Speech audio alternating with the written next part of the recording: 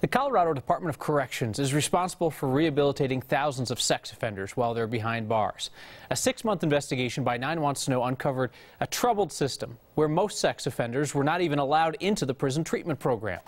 Investigator Melissa Blasius looks at whether that compromises public safety when those sex offenders are released into our community.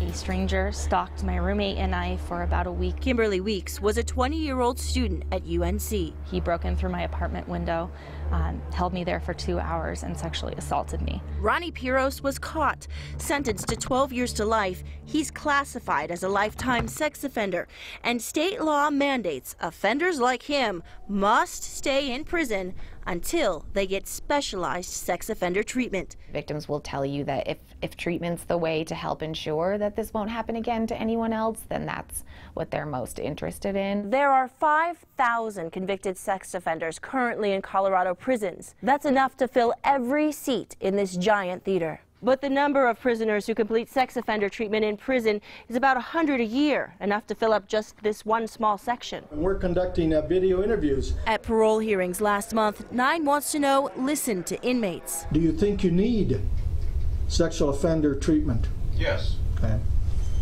Yes, I do. And I can't seem to get it in here. I've been on the waiting list since the day I walked into this facility. I think that my options for getting treatment would be much better on the outside.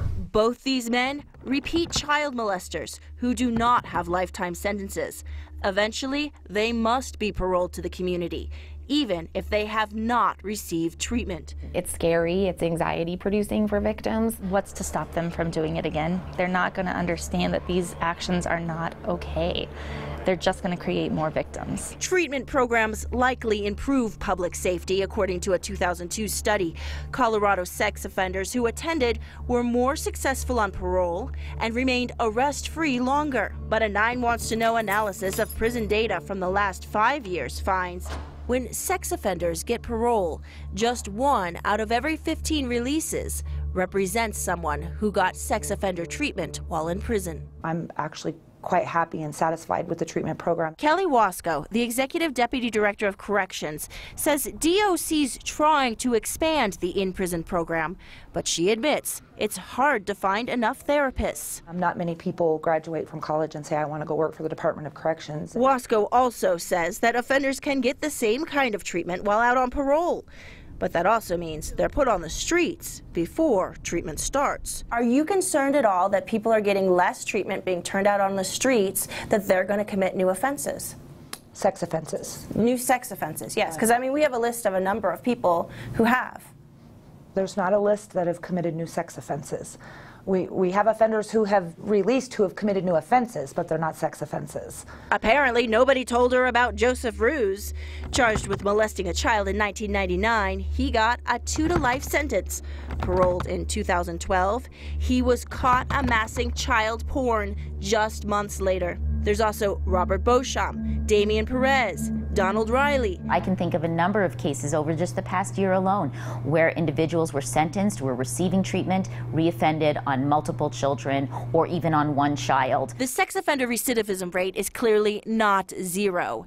And ultimately, state officials admit it's not something they even track. Some national studies say it's 3%, but victim advocates say it's really much higher than that because many sex crimes go unreported. I honestly don't think, in my case specifically, this is an offender that can be rehabilitated. The people who control the cell doors remain confident they're keeping the public safe from predators. Honestly, I think DOC is doing the very best they can. Have you ever had one that you've released that you've worried that he's going to be right back in prison? No. So you wouldn't be worried that somebody who has had less treatment would move next door to your family? Not at all. So we asked prison officials to clarify what exactly did they mean by sex offenders are not committing new sex crimes. Well, they step back a little bit. They say that recidivism actually they believe is very low, but they also say they can't calculate it. That's what 9 had wanted to know without manually going through thousands of prison files. And for 6 months, we should say, we repeatedly asked DOC for some raw data so we could specifically calculate these things ourselves. They repeatedly denied us, saying that that would be a violation of inmates' privacy. You would think just for quality control purposes, they would want to know what the recidivism rate is, but they don't have it. They can't provide it. They don't have it. They insist there's no long list, though, and that they say it's very, very low. But we've heard from prosecutors who have said the opposite, that they have lists of sex offenders who have reoffended. And you were willing to do the legwork. You were willing to sit there and spend the hours, days, weeks going through the numbers to come up with the state's rate if they weren't willing to do it. Exactly. They still wouldn't hand it over to you. Exactly. Interesting. Melissa, thank you.